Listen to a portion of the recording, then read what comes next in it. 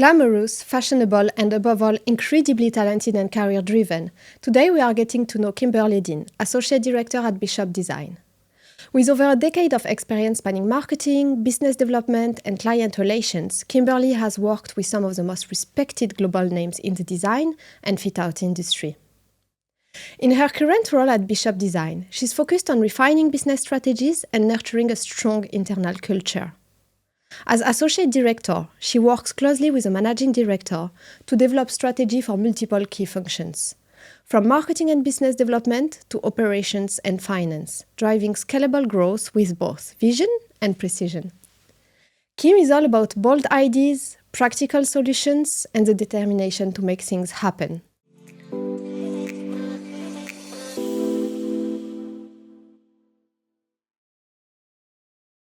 Kim, thank you so much for joining us.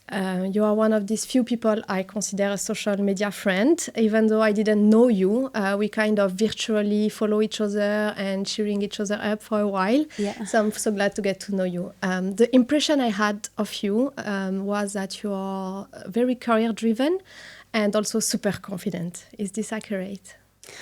Career-driven, yes, for sure. Confidence, I would say I've learned how to project confidence better as I've got older, as I've grown in my career. But it wasn't something that always came naturally to me. If you'd have met me, for example, when I was in high school, say, I was a bit more shy. Really? Yeah, and I wasn't the the kid who was going to be jumping up to the front of the class to present their work. Even if I had something valuable and good to say, I would rather stay at my seat and hand it in than present it, And drama class or something like that would have been my worst nightmare. Might actually still be, to be honest. But it's something I've just had to grow into, especially being in the types of roles that I've had, business development roles, marketing roles, that comes with a lot of presenting, speaking to people you don't know, meeting people you don't know, walking clients through projects, through pitches. So you just have to develop those skills. And I think that's what's happened. And I think with confidence, I think it might be the same for a lot of people, actually. I think there's maybe some people, yes, like very extroverted people. They are naturally maybe a bit more showman. They're naturally able to just stand up in front of a room of people and command attention and not feel nervous or anxious. But that it hasn't always been the case for me. It isn't even still now. But I think you can develop confidence and you can grow confidence over time. And for me, I think it comes with competence. Like if you... when you become better or good at something and you're confident in the fact that you're good at it, you're confident, and that will shine through naturally. I think if you're, for example, when I went back to university, so I went back to university when I was older, actually, in my, I guess, mid to late 20s. So I did something totally different when I was younger, which is when I first moved to Dubai. And then I decided to go back to university, study. Yeah, I did a business degree. And that's when I sort of shifted into what I call more normal jobs after that, like more corporate jobs. But during my time at university, it was because it was a business degree, it was presentation after presentation after presentation. And like I say, back in school, for me, that would have been extremely difficult. But I think in university, I was always well prepared. I was very well studied on my subjects. I knew my field. I had the knowledge. So one, it was the practice of doing many presentations, but two, it was just always being prepared. And once you stand up at the front of a lecture or class, and you know exactly what you're about to talk about inside and out, it just flows. Whereas even then you would see the people who maybe were naturally more confident, but they hadn't prepared, they were still nervous when they stood up because then they didn't know the material. So I think, for me, it really comes from being confident at something. That can be one thing, but if you apply that principle, then you can become confident at the next thing and another thing, and I think that's how it's worked for me. So that is so encouraging for our listener, because imagine someone wanting to go into business development, marketing, and they think, no, it's not for me. I can never get out there. And plus nowadays you have to be in front of camera, exactly. Look at this video you did in the headquarters for the Talabat one. Yes. Yeah. I mean, this one, like anyone who would want to go do a career, they will look at you and they will be like, I would never be like her. And now that's what I would have thought. Like even when I did that video, the day I turned up to do that video, I was like, why did I have this idea? Because nobody told me to do that. It was just something that I thought, oh, this would be I'd seen it. I think at the time then as well, it wasn't something that was being done so commonly. There was a couple of companies maybe now who you had see done it everywhere. now you see back it in time it was everywhere. so unique. It was unique, and I think it's one thing that definitely helped me actually stand out as well, because it was one of the first ones where somebody was walking through an actual project, talking about it, and it was obviously an amazing project. But yeah, I had the idea to do that, and then on the day I turned up and it was in City Walk, and I remember thinking, why did I put myself forward to do this? You know, I was nervous. I didn't think it was going to be easy, but I didn't think it was going to be as hard as it was, because I also wanted to walk and talk and you know, and look natural. But I have to say I had a good videographer with me who I've worked with quite a lot, and he was amazing actually, because he's done this a lot for, I guess, clients and things, and he really helped me, just being like, right, you have to look conversational, you have to look natural, don't try to remember what you're saying, because if you try to remember what you're saying, it's looking stop-starty, you know. So he was really good at like coaching me through those first few lines, and then but I did cheat a little bit, and I did put quite a bit of it to voiceover instead of doing, because when I realised how hard it was, I was like, I don't think I'm going to be able to do this amount of text. But it came out really well. Yeah, I was happy with it. Which is fine to change the plan sometimes. Exactly. And talking about social media, now you said, indeed, when I saw this video at that time, I was so impressed, and now I still am, but we see a lot of them now. Yes. People going to podcasts so easily, public speaking. LinkedIn seems to be super crowded as well. Very. How can someone stand out from this crowd? Yeah, I think it is harder than ever these days with social media, because it is now, very commonly done. I think, I mean, for LinkedIn, for me, it's, again, when I first started posting on LinkedIn, I mean, I've posted on LinkedIn for a long time, but last year, I think it was last year, at the start of last year, it was kind of like one of my goals. I was like, right, this year I'm going to try to, I was following a lot of like big influencers on LinkedIn, not really anything to do with our industry, more content creators, and they actually work fully off LinkedIn. So I was following a lot of those, and they were like pushing all of this, like post every day. And because the algorithm now, it really does favor frequency. So if you want to keep your engagement up, if you can post every day, it keeps your numbers. But it's not easy. And I tried it, and to be honest, it just didn't feel natural for me. I prefer to post things when I've got something really that I want to say, something of value, not where I feel like I've pushed myself just to the post for the sake of posting. And I think there's a little bit of that I'm noticing a bit more than ever on LinkedIn. It's great that more people are trying to push themselves out there and trying to build that personal brand. I think that's amazing. But I think it's just like a fine balance between doing that, and then sometimes it can be a little bit contrived. So I think really focus on when you have something valuable to say, something insights, maybe even could be something of a bit of humour. I do actually sometimes add a bit of humour to my posts. And it's about personality and showing your real self. I think that's what's very good about social media as well these days, that you can really get a sense of a person, not just the role they do, but how they think, how they sort of act almost, because that's how they create their posts and when they post and what they post. So it's a bit like a digital CV. So I think just be really true to yourself. What is it that you want to show as your brand? What do you want to stand for? I've always really tried to focus on my copywriting as well, because it's easy to get lost in the noise these days on social media. So there's definitely, everybody was video editing, and really staging those videos, like for example the Talabat ones or those types of videos. But I think with the content writing on LinkedIn, it's the same now, because there's so much content. Have you got a hook? Is the text readable? Is it one big long paragraph? Is it broken up? Is it easy for somebody to digest and get the message? So I think things like that can help people stand out. Yeah. My next question, what role does it play in a career? But you kind of answer, because you said it's almost your CV. Yes. So would you say like almost work as much on your LinkedIn than on your CV? I think so these days, yeah, especially. I mean, I even have a little work Instagram as well, which I put less attention on these days. But that was again just because, especially, I think it depends on your role. So it's not for everybody.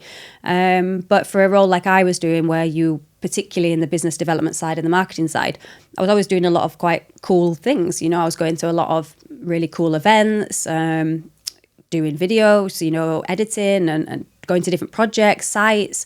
So there was a lot of content. And I was like, well, it's kind of a waste not to use it, especially because you might work for a company for, like I did, for 2-3 years. And then when you leave there, that content stays there. But a lot of that content is you, and it's your work, and it's your face. So I wanted to think, well, how can I capture that on my own side while I'm going along through a company? So that was kind of my idea behind having like a bit of an Instagram of my own, and then focusing on my LinkedIn, because that stays. So that's why you have to make sure it is good, because it stays. You know, once you put something out there digitally, it's there. But I think in terms of a CV, it's a really good way for somebody who doesn't necessarily know you. They can really kind of get to know you from that. And I think then when you're going to maybe interviews or meeting clients in a sales role, you know, maybe not so much clients because they might not necessarily have been on your pages, but definitely for interviews and different people in the industry who you interact with, they feel like they already kind of know you a little bit, like the same what you said, like we've shared each other's things and we hadn't even met, you know. And I've had people come up to me in the industry and say like, oh, I know you from LinkedIn. And it's like, yeah, okay. but because you feel familiar with the person already. So then when you are trying to make connections and you are trying to, you know, forge relationships, having that little bit, it's like a warm lead rather than like a cold call type of thing. Yeah, so I think this is exactly the point. Is like a CV, you don't get the personality. Yeah. And from social, you feel you know, even if it's not completely accurate, but at least you have a sense of their vibes and so on. Yeah. You've worked your way up to associate director at Bishop. Yeah. What did that climb look like for you? Definitely not a straight line. It was a bit of a zigzag, a few cliffhangers along the way. So yeah, I don't think there's any. I think it's easy as well for people to see you once you're at the more senior levels of your roles, and maybe they didn't know you throughout your journey, and it's just like to see that top part. But for me, yes, there's been a lot of hard work along the way, and a lot of just being adaptable. You know, things do change. You might be somewhere, you might be very happy, you might be settled, and then things can just change, and the dynamic might shift in the company. It might no longer be the place for you, and you can't hold on to things that once were. You know, you've got to think, right, well, this part now has now run its course for me. So what's next? And kind of looking ahead to the next thing. And probably I'm somebody who's always probably thinking about not as in the next job, but okay, what am I going to work on next? What is my next goal? What do I want to achieve next? I mean, that's great because it keeps pushing you. But it's just kind of making sure you're always making the right choices as well. But I think I've been in most of my roles for periods of time, and then it's got to a point where I've kind of completed what I was there to complete for the company, for myself, and it was time to just naturally move on. So yeah, it's been a journey, but one that's given me a lot of experience along the way, which is I think ultimately what's helped me now in a broader role. Okay, and what do you think helped you stand out along the way? I mean, you explained a little bit, and it's true that when we see your CV and you now, we think it's easy. You just reach there. But you mentioned even you went back to uni. Yeah, I guess there are some times where really you had to have maybe some external help or... not really external help, I wouldn't say. So I'm a very independent person, and I moved away from family when I was very young, to be honest. So I left the UK when I was 18 and moved here. It was absolutely nothing to do with this industry. But I was out here living, working. I used to train racehorses back when I first came here. So I used to ride in Meydan racehorses. Oh, I didn't know that. Yeah, so totally different. So that was my sort of start in Dubai. And then I did 8 years of that. And then towards the end of that, I knew I wanted to make a significant change at some point. I wasn't going to do that forever. So I kind of thought, well, maybe I'll study. So because I didn't study in the UK because I moved here to do the horse job. So towards the end of that career, I decided to enroll back into university, which was here in Middlesex University in Dubai. And I studied alongside working because the hours were they worked because it was very early mornings when I worked with the horses, and then studied in the day. So that was kind of like the early part. And then I graduated from university. And then that's when I shifted more into like kind of corporate jobs. But even that road has been, slightly different things. So I started out in commercial real estate. So that gave me a good grounding on the sales side of things. I did that for about 2 years. And then on the side of that, I got into a bit of like copywriting. And then I ended up kind of working for a small but quite well-known nightlife magazine at the time. And I was like an editor for them. That copywriting side of things, then I had a friend who had a marketing agency and he needed some help with copywriting for clients in the marketing agency. So I started to do that with him. And then that led to he needed clients who needed help with social media. And so then I started to get more marketing skills, hands-on experience, because I was in a marketing agency, lots with websites, social media, copywriting. And then my first role in the industry was from a LinkedIn message. So yeah, somebody reached out to me on LinkedIn, and that. So LinkedIn helps. So it definitely helps, exactly, yeah. So they were working for DWP at the time, the design company. And they were looking for somebody like a PR marketing executive, but they also quite like that I had the sales experience in case they needed somebody who could do a bit more on the business development side and the sales as well. So that's then when I got like my full packaged kind of marketing role for the first time at DWP. That was kind of like a couple of years journey with them, which was like a rapid trajectory for me from PR and marketing executive to then leading the global marketing team for DWP, which, if you know of them, but they had around 12 studios back then. So it was a very, very good foundation for me, DWP, because I learned a lot. It was my first proper role, really, with a company like that. And then to grow from where I was within 2 years to leading the marketing team was amazing, really, and doing so many different tasks. I had like multitasking on another level. So it was just a great foundation, and the things I learned there, I've taken on with me, and I've taken them to each company I've been to since. And because that was my first role in the industry, the things they were doing back then, I just thought that was standard, and that must be how things were done. I have to say, the next few companies I went to, there was a lot of things that weren't quite in place. I think because they were global, they had to think of things in a different way. So they really had to they were very digitally advanced for the time. I mean, we're talking 6 years ago. And they were, how set up they were digitally. Like, for example, when COVID came around, we were fully ready to be remote, and that was back then. There's some companies who are not even in that position now. No. So for us, when COVID kind of hit, it wasn't like a really, really, it was scary for other reasons, but we were fully operating on the cloud. We could just be like, oh, okay, take my laptop, go home and continue. So that has given me really good, like I say, grounding, and it's helped me in a lot of my next roles. Then I went more into the contracting side, similar role, marketing management for a contracting company. That quickly developed into also helping them with business development, because the leads that I was generating from the marketing side, they needed additional assistance with helping, actually then with the clients, and closing those to projects. So then that's when my role started to become this very dual role of the marketing and sales within one role. And then sales, and then now kind of a broader role at Bishop, taking on, kind of overseeing all of those same things, but a bit more of a look as well into the operational side of things. That's so interesting, because I didn't expect this answer, but I let you go on, because this is exactly, because our listeners are job seekers, and this is exactly what, in an interview, when someone asks you, please tell us about you, that you should say, actually, develop in each companies, because some people, they just go from uni to this, and they just don't want to explain, and this is I think this is a brilliant example. If you're looking for a job, you should say these kind of things. Now, it seems that my next question was, have you ever failed an interview? But from your journey, it seems that you've never been really on interview, because it seems a lot of referral and all, but have you been to interview? Have you failed one?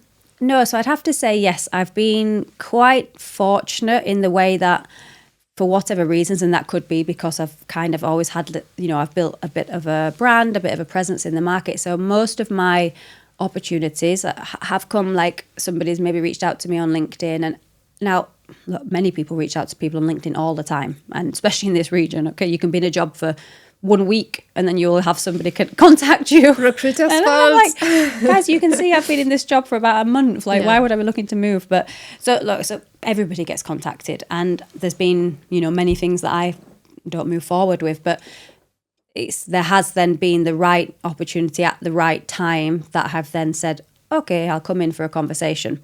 But that hasn't been that many times, to be honest, because it has, like I say, since joining the industry, I've had the roles that I've just mentioned, which I think is like 4 different roles. But there was no kind of going and interviewing and things like that. So I was with a role, it was maybe coming to its sort of conclusion, maybe was contacted by somebody at that point and said, okay, I'm ready now, I'm to come. But I've been quite intentional as well. I will always look at a company first. So one of the companies, to be honest, actually, when they reached out, I didn't think it was a fit for me. And they had to contact me maybe like 3 times. And I was like, okay, I'll come and have a chat. So I'm quite intentional I know the types of companies I want to work, where I will fit well, if I will fit in the team well. So I think if you operate that way, then, it's not that you ace in interviews. It's just that you're really being strategic about the ones that you actually go for. I'm sure if I'd done loads more interviews, I would have failed a lot more as well. But yeah. No, but I think it's a brilliant tips, because some people just apply desperately and it doesn't reflect well as well. They just look there, they will take any job. And some people even reach out to me, they said, do you have any job for me? What do you mean any job? Yeah. And I think I interviewed also recently Rasha Al-Tekrati, and she was the same from very early on. She knows exactly what she wants, which company. This company, no. And I think, as you said, when you operate this way, this is when exactly like you cannot fail then, because you are also the one in position to interview. Yeah, I mean, you can always fail. But I think also being prepared. The most out of the interviews I've been to, I've always been well prepared. I've had my material ready. I know what I want to speak about in that interview. I'll have things even with me. Okay, like this is something I made for X, and this is what I did for this, and these are the numbers, and this is a list of clients that I'm in touch with and things. So just being prepared, you've got to go there to sell yourself, which again, I'm in a sales role, so I should know how to do those things, because I've got to sell projects, and I have that knowledge and that skills, which it's not natural for everybody to have that. So that's why I think it's maybe harder for others. And if you're not in a job, you're naturally going to be more anxious and nervous. It's natural, right? You really want a job, and you need a job. And it's something my granddad always said to me when I was younger. It's always easier to get a job when you've got a job, because it's like, I don't know, it's like the law of demand, right? When something's in demand, people want it more. If it looks like nobody wants it, then maybe people think, oh, well, why is nobody else? So even if you've got to try build that impression, even if you may be out of a job at the time, or I don't know your situation, but try build that impression around yourself, which could make you feel more confident as well. I agree 100%. So don't quit. Start searching for a job first. Yeah. If you think you want to move. I say that, but I mean, I have done that. But you have to be in a certain point first.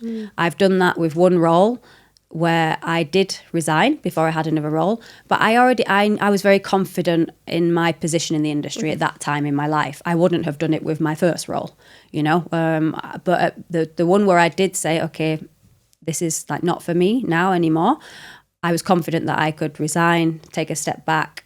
I knew there was a few companies already that I'd had conversations with before a few years back and things, who were sort of still interested. So I think you have to just understand your situation. I mean, if you're not in that level and you're not ready to, move into something, quite quickly, then I wouldn't be just quitting any job.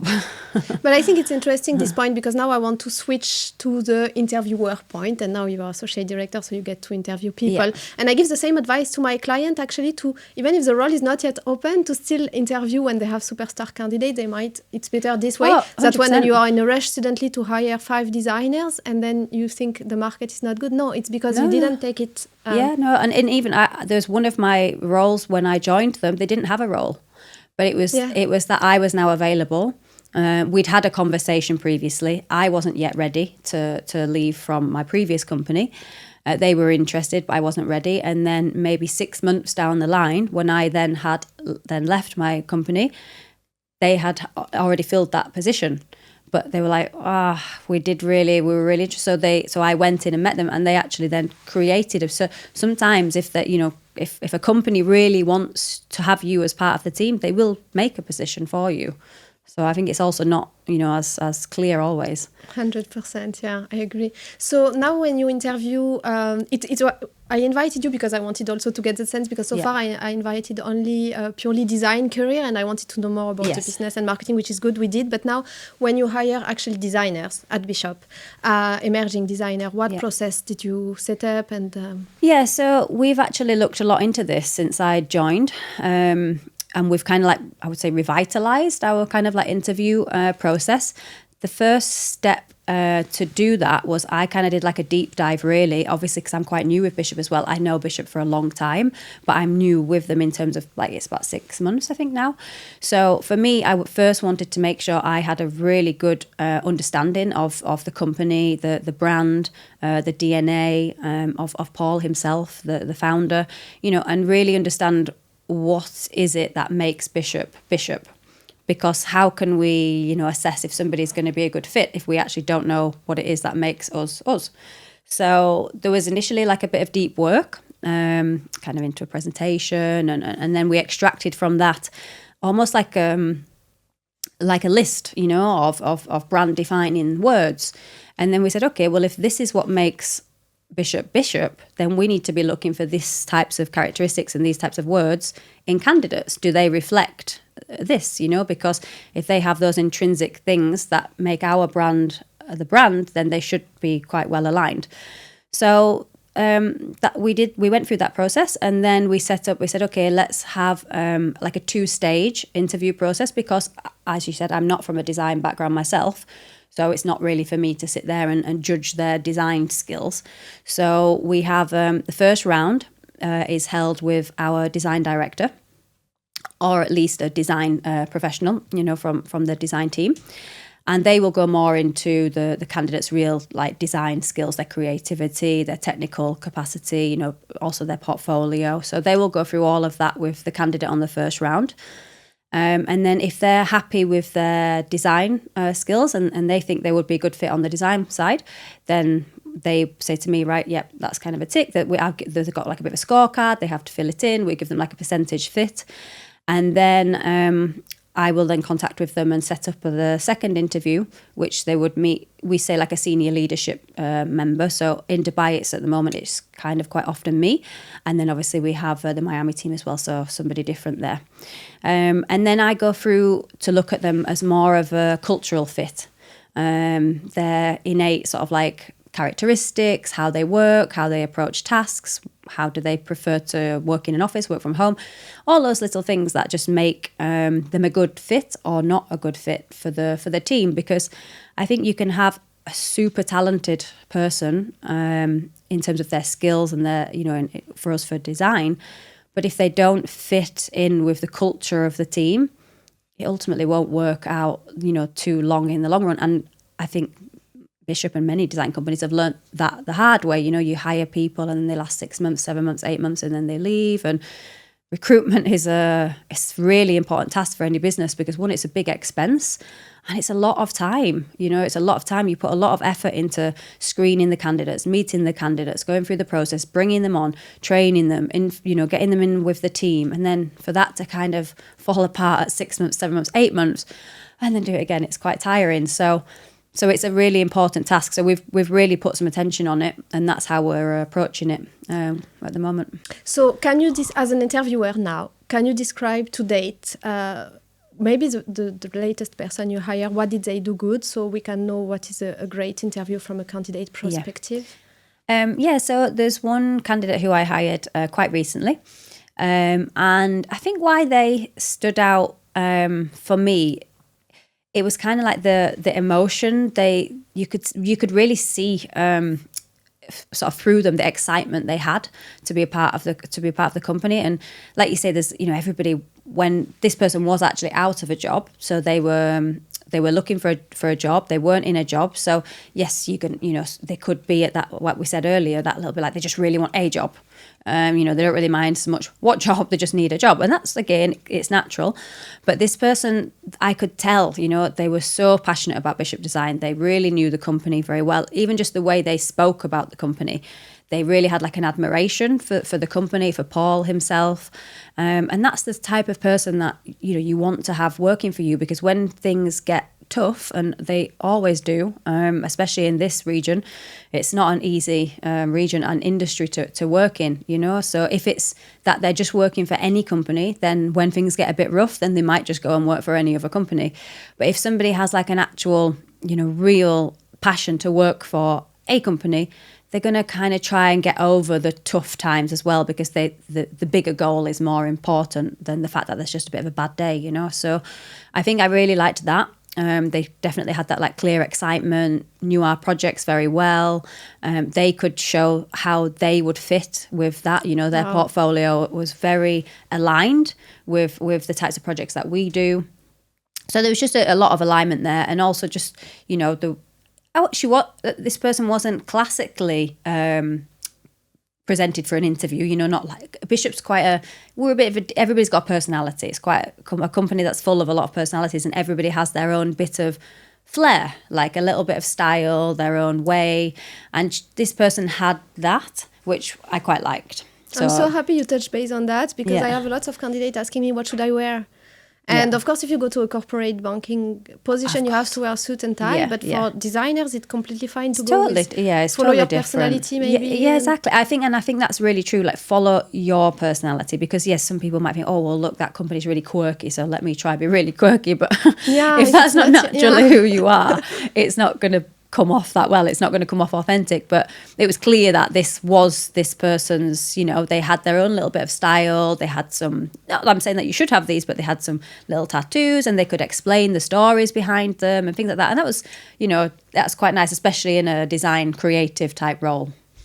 Now, on the bad sides, what are some of the most common mistakes candidates would do on interview? I think definitely showing up late. I mean, this is a so simple one, and you wouldn't think you would have to even discuss it. But like the kind of coming late and then saying, oh, I've really had a problem with parking. It's like, okay, not untrue, because parking is a nightmare. But everybody knows in Dubai that generally everywhere parking is a nightmare. So especially like I came here today, I was here 30 minutes before outside. Especially when you're going to something where there's nerves involved and you might get anxious. You don't want to be rushing on the way there and then struggling to find parking. Then you're late. Then you're rushing and you're already nervous because you're like, I'm late. So you plan ahead. Always think something could go wrong, because it often does. Like you say, you arrive and there's no parking, so think, well, if I get there 15 minutes earlier, 20 minutes earlier, make sure you arrive calm and collected, because it's, people can be nervous for interviews, and I don't have any problem with people being nervous. Even I can be nervous, but you just have to do what you can to control what you can control. So those little things like that, just small housekeeping things. But just, not being prepared, maybe not having your things ready with you, have your portfolio for design jobs, obviously. Be ready to speak through that, be ready to identify the types of work you did, and what you, rather if you worked as a team. So if you're not prepared and you can't show those things, you need to tell stories in the interview. You need to make somebody feel something. So I think, unprepared, maybe coming late, and obviously just, not being well presented and things like that. Yeah, these are great tips. Have you had mentor throughout your journey? I wouldn't say in the classic sense, no. And that could be because I'm quite, like I say, I'm a very independent person. So I'm a very independent thinker. I have to think through things a lot on my own, to be honest. I think it's great to get advice, and I have, a good few people in the industry where I'm lucky to be able to kind of soundboard off, and I've always tried to keep some people like that who are older and more experienced and maybe gone through similar things before.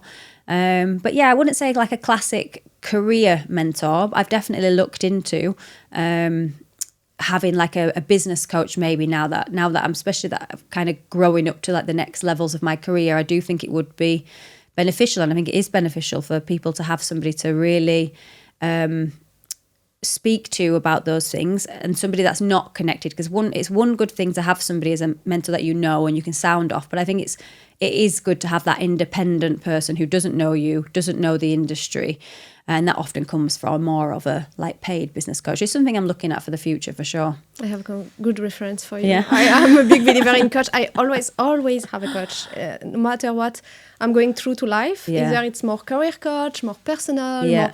because I need someone to, exactly what you said, see from the outside. And I'm also very independent. I can relate a lot. Yeah. I'm someone I always wanted to succeed on my own. My mom raised me telling me, don't depend on anyone. So in my head, I'm a woman. I should do it all. And I feel sometimes I'm overdo it because of this. Yeah. But I mean, I recommend a coach, please. Now we're going to shake things around. We're going to do some few quick fire questions. Okay. So short and snappy, whatever comes to mind. Yeah. Okay. Just to get to know you a little bit more. So one word your team would use to describe your leadership style. Oh, probably like pragmatic. I'm very just task oriented. I'm kind of like one task, finish it, next task, and I'm very much about like practical solutions and not the fluffy stuff. Go to inspiration source when you are creatively stuck. Oh, that's an interesting one. I don't really think I have one. I mean, I don't know if it's creatively, but I'm a huge podcast watcher. Definitely like Diary of a CEO and all of those types of podcasts. I mean, but yeah, creatively wise, I guess just being very active on socials, looking at always like looking to inspiration from others. And we had a conversation recently about kind of like copycat culture, but I think it's very hard. Like it's not literally like copying, but everybody is doing things, and there's always bits of inspiration to take from things, and you might take a little bit of this from here and a little bit from there and kind of then make your own sort of like medley. But yeah, I think just inspiration from what's around. Yeah. Dream destination for a design project? Oh, dream destination. I mean, we're doing kind of more overseas at the moment as well with Bishop. So I think for me, we're working on some of like more like the Caribbean type islands and things with the America side of things. So yeah, maybe somewhere like that, and I can go and oversee some things maybe. Can you take me? Do you need a recruiter on site? Insta or LinkedIn? Yeah. I think personally, I'm very active on Instagram, but on the career side, I'm more on LinkedIn now. Yeah. Heels or sneakers? Heels. Spin class or yoga class? Oh, spin. That is so easy. I'm a massive spin class, but I'm crank. That's I'm not a very yoga for me. I think it's amazing, but I'm a bit more, I need like a higher energy. I need to feel like I've really done something when I finish a class. And I know you have when you've done yoga. I'm not saying you haven't. You're going to have lots of enemies of the yoga. I need to like be sweating. My heart needs to be going. Yeah. Yeah, I'm in your team as well. New York Fashion Week, Festival de Cannes, or CID Awards? I've just got back from Cannes from a trip, which was amazing. Got inspired for this last question. It was amazing. I've been to CID a lot. Love CID, but I've never been to New York, so I'll have to go with that one and see if something new. Okay. Before we close, is there anything we didn't talk about today and you think would be beneficial for our listeners? For me, I think probably the biggest part of my, like we've touched on this through various different questions and things, but I think for me, it's always been about having substance. So, really, I've always had tried to have presence and be visible. but really understand, I've gone from design to fit out, and now I'm looking more into like operations and this side, and always try to have like a really good understanding of your field. That has been what's made such a big difference, I think, for me in my career, because you can just really hold, better conversations with various levels, of clients, of managers. And I think, for me, it's just really understanding your craft, and just having substance underneath the what you're kind of putting out there. Thank you so much, Kim, for joining us. I only knew you virtually. Now I feel I get to know you better. I'm so happy about that. Thank you for having me. Thank you. It's been a pleasure.